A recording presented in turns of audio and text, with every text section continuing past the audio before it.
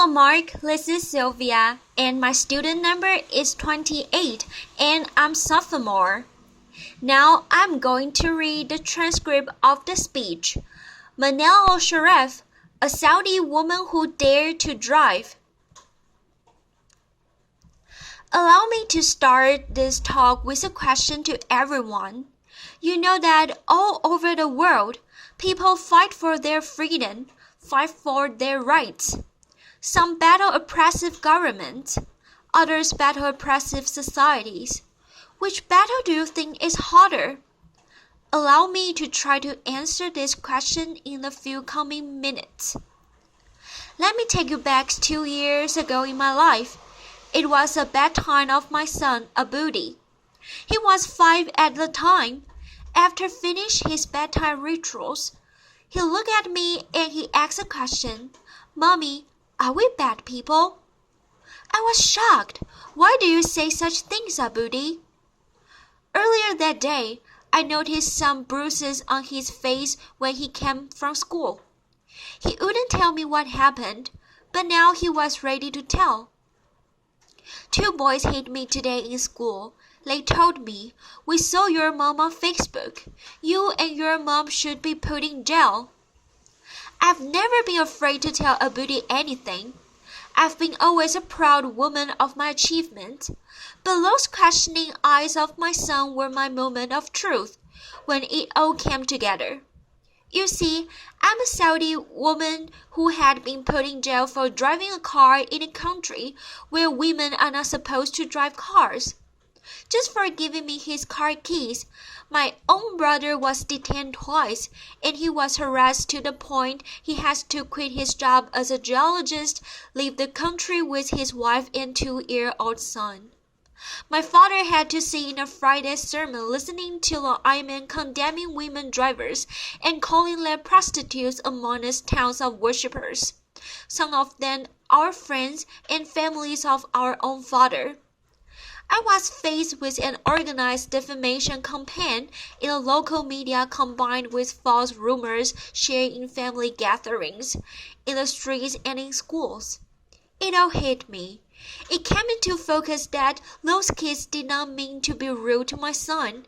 They were just influenced by the adults around them. And it wasn't about me. And it wasn't a punishment for taking the wheel and driving a few miles. It was a punish for daring to challenge the society's rules. But my story goes beyond this moment of truth of mine.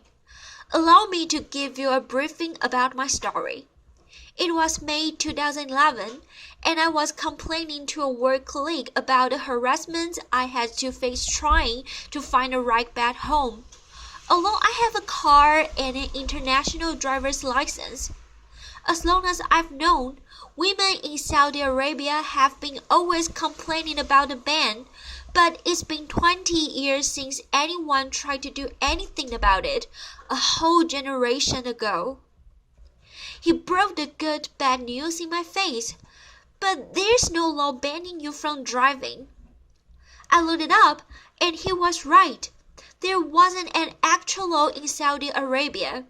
It was just a custom and traditions that are enshrined in the rigid religious fatwas and imposed on women.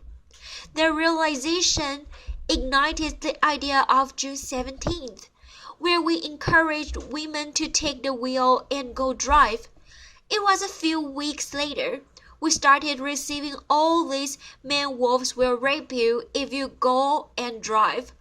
A courageous woman, her name is Najila Hariri. She's a Saudi woman in the city of Jeddah. She drove a car and she announced, but she didn't record the video. We needed proof. So I drove. I posted a video on YouTube, and to my surprise, it got hundreds of thousands of views the first day. What happened next? Of course, I started receiving threats to be killed, raped, just to stop this campaign.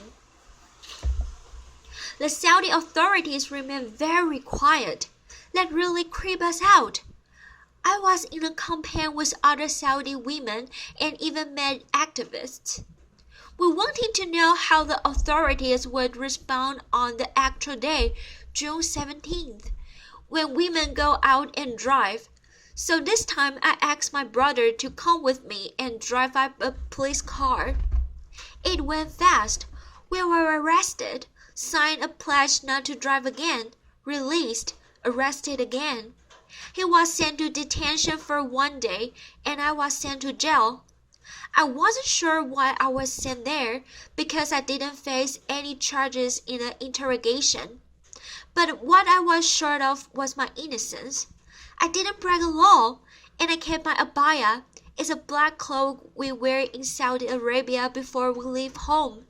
And my fellow prisoners kept asking me to take it off, but I was so sure of my innocence, I kept saying, "No, I'm leaving today."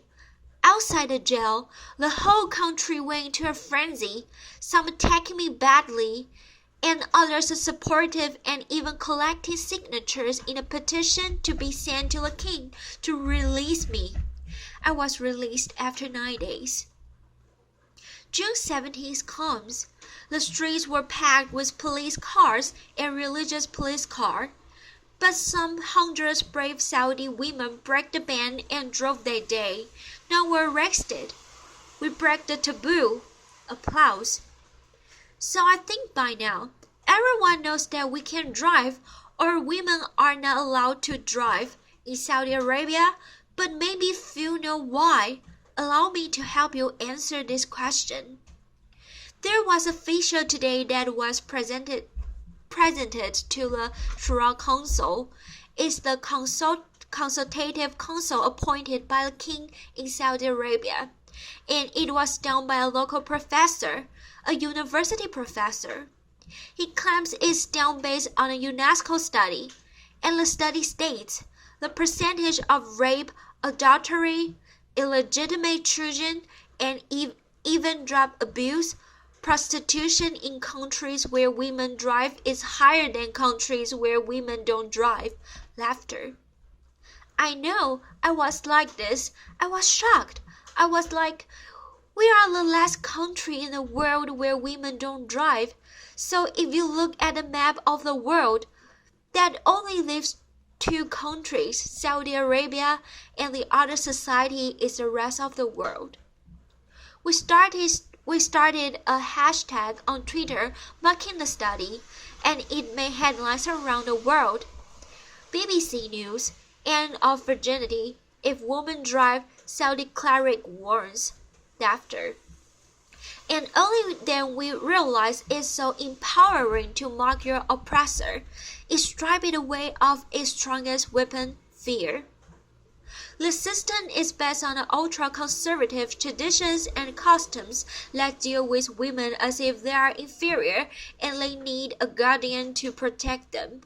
So they need to take permission from this guardian, whether verbal or written, all their lives. We are minors until the day we die, and it becomes worse when it's enshrined in religious federals based on wrong interpretation of the Sharia law or the religious laws. What's worse, when they become codified as law in the system, and when women themselves believe in their inferiority, and they even fight those who try to question these rules. So for me, it wasn't only about these attacks I had to face. It was about living 2 totally different perspectives of my personality, of my person, the villain back in my home country and the hero outside. Just to tell you, 2 stories happened in the last 2 years. One of them is when I was in jail. I'm pretty sure when I was in jail, everyone saw titles in the international media something like this during these 9 days I was in jail. But in my home country, it was a totally different picture. It was more like this. Manal al-Sharif faces charges of disturbing public order and inciting women to drive. I know. Manal al-Sharif withdraws from the campaign. Oh, it's okay, this is my favorite. Manal al-Sharif breaks down the confesses. Foreign forces incited me. Laughter. And it goes on, even trials and flogging me in public, so it's a totally different picture. I was asked last year to give a speech on the Oslo Freedom Forum. I was surrounded by the love and the support of people around me, and they looked at me as inspiration. At the same time, I flew back to my home country. They hated that speech so much. The way they called it, a betrayal to the Saudi country and the Saudi people. And they even started a hashtag called Oslo Traitors on Twitter. Some 10,000 tweets were written in that hashtag, while the opposite hashtag, Oslo Hero, there was like a handful of tweets written. They even started a poll. More than 13,000 voters answered this poll whether they considered me a traitor or not after that speech. 90% said yes, she's a traitor. So it's these two totally different perspectives of my personality. For me, I'm a proud Saudi woman, and I do love my country. And because I love my country, I'm doing this. Because I believe a society will not be free if the women of that society are not free. Applause. Thank you. Applause. Thank you. Thank you. Thank you. Thank you. Applause. Thank you. But you learn lessons from the things that happen to you. I learned to be always there. The first things, I got off jail. Of course, after I took a shower, I went online. I opened the Twitter accounts and my Facebook page, and I've been always very respectful to those people who are opinion to me. I will listen to what they say, and I will never defend myself with words only. I would use actions. When they said I should withdraw from the campaign, I filed the first lawsuit against the General Directorate of Traffic Police for not issuing me a driver's license. There are a lot of people also, very big support, like those 300 people who signed the petition to release me. We sent a petition to the Shura Council in favor of lifting the ban on Saudi women, and there were like 3,500 citizens who believed in that, and they signed that petition. There were people like that. I just showed some examples who are amazing, who are believing in women's rights in Saudi Arabia, in trying. And they are also facing a lot of hate because of speaking up and voicing their views. Saudi Arabia today is taking small steps toward enhancing women's rights. The Shura Council that appointed by the king, by royal decree of King Abdullah, last year there were 30 women assigned to that council, like 20%. 20% of council. Applause. The same time, finally, that council, after rejecting our petition 4 times for women driving, they finally accepted it last February. Applause. After being sent to jail or sentenced lashing, or sent to a trial, a spokesperson of the traffic police said, "We will only issue traffic violation for women drivers."